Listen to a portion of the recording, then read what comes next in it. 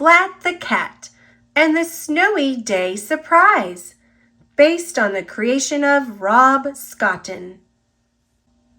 One morning, Splat woke up, and everything outside was white. "It's snowing!" he cried. "Now I can make a snowcat." "Let's make the best snowcat ever," Splat said. "Bundle up nice and warm, Seymour." "Are you ready, Seymour?" Splat asked. "Seymour! Seymour?" "Stop messing around, Seymour," said Splat. "Let's make a snowcat." "We'll need my sled to help us find the best snow," said Splat. "One of us should ride while the other one pulls," he suggested. "You pull first, Seymour," said Splat. Seymour pulled and pulled and pulled the sled to the top of the hill. Whoosh! Whee! Whoa! Sploosh! "Well done, Seymour. You found just the spot to build our snowcat," Splat smiled. Splat made a snowball and put his hat on it. "We are going to make the best snowcat ever," he exclaimed. "No way, Splat. I'm going to make the best snowcat ever," called Spike. Splat, splat, splat. Spike threw his last snowball. "Now it's our turn," yelled Splat. He threw his snowball as hard as he could.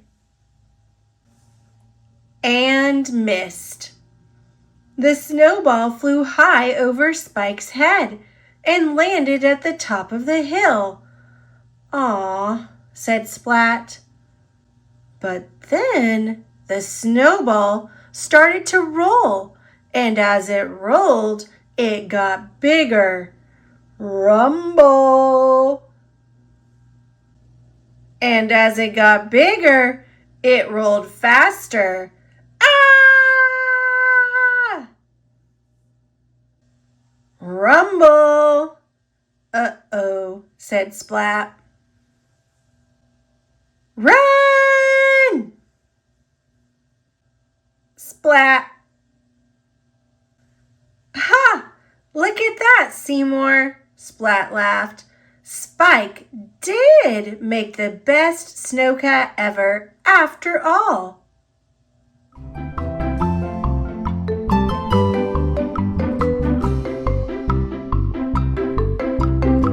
Thanks for watching. Click subscribe. See you later, alligator.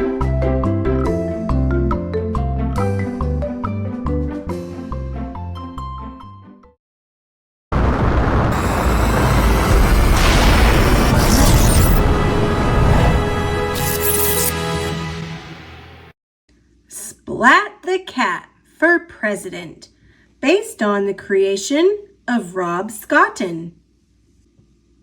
The ballots had been counted. It was official. Splat was the new student body president. Everyone cheered. Well, almost everyone.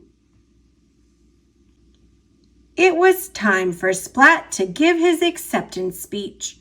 He was the only one who had run for president, and so he won in a landslide.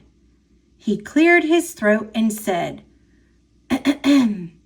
"As president, I promise that everyone will get new pencils. Each class's goldfish will be served better fish food, and quiet reading time will be quieter," Splat added proudly. At lunch, Splat overheard his classmates grumbling. "I just got new pencils. So lame." It was a rough afternoon. Later, Mrs. Wimpy Dimple gave Splat some advice. "Take tonight to think about what the kids really want. You can share your new ideas tomorrow," she encouraged him. It didn't take long. Splat came up with his first big idea on the bus. And then at the dinner table, he got even more inspired. Splat spent the rest of the night plotting and planning. The next day, Splat was more than ready. "It's a new day, and I have new plans," Splat said. "From now on, instead of buses, race cars will take us to school," he declared. "No more boring food at lunch. Pizza and ice cream will be served today and every day," he vowed. "You will each have your very own robot teacher that will do all your homework and take all your tests," he proclaimed. Everyone cheered. Well, almost everyone. At recess, Mrs. Wimpy Dimple and Splat took a walk. She explained that what the school really needed were buses, more food choices at lunchtime, and teachers. "You can't make promises that you won't be able to keep, Splat, but you can make a difference," Mrs. Wimpy Dimple said. "Look around and see what you can change." And just like that, Splat had a great idea. "What if the whole school fixed up the library?" he said. And they did. They painted walls and fixed shelves. They sorted books and set up displays. It was a huge success. Hooray for President Splat!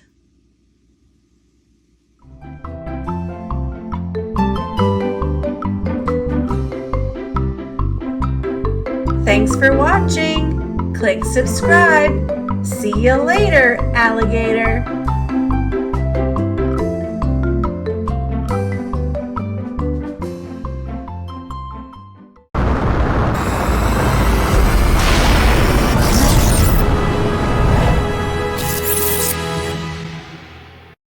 Splat the Cat and the Pumpkin Picking Plan, based on the creation of Rob Scotton.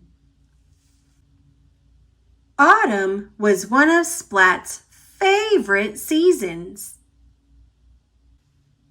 "I'll help you rake the leaves, Mom," Splat offered. "Thank you, Splat," Mom said. Splat was good at raking leaves. Seymour helped too. Soon they made a huge pile. Splat stared at the pile. Suddenly, he had a great idea. His tail wiggled wildly. Splat! Leaves went flying everywhere. Splat's mom sighed. "I have an idea, Splat," she said. "Why don't you go to Farmer Patch's pumpkin patch? You can pick out a pumpkin to decorate and put on our porch." Splat thought that sounded like a great idea. "I'll pick the most perfect pumpkin ever," he promised. Splat grabbed his wagon, and he and Seymour set off on their way. Splat loved Farmer Patch's pumpkin patch. There was so much to see and do. He saw a very scary scarecrow. He got lost in a hay bale maze. He tasted fresh apple and fish cider. Then Splat remembered he was supposed to pick out the perfect pumpkin. The perfect pumpkin should be big, orange, and round, he told Seymour. He found a pumpkin that was very round and very orange. Too small, he announced. The next pumpkin was big and orange. Not round enough, he told Seymour. Seymour found a big, round pumpkin. Not orange enough, Splat said. Splat's tail wiggled wildly with worry. Would he ever find the perfect pumpkin? But then Splat spotted another pumpkin. It was round. It was orange. It was the biggest pumpkin in the place. Perfect, Splat cried. Mom will love this one. But there was one problem. How was Splat going to get the pumpkin home? This won't fit in my wagon, Splat said. I know, he said. I'll roll it. Splat rolled the pumpkin out of the gate. He rolled it on the road and down a hill. Whoa! Splat cried. Splat ran. The pumpkin rolled. The pumpkin wouldn't stop no matter what Splat did. Help! Splat cried. Wow! Splat could steer the runaway pumpkin with his feet.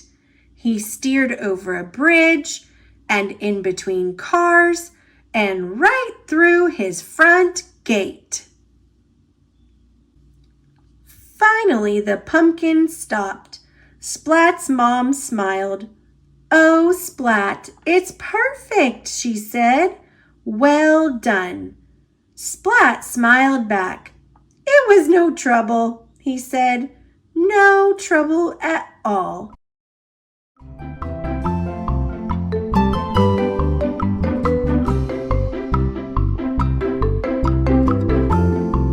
Thanks for watching. Click subscribe. See you later, alligator.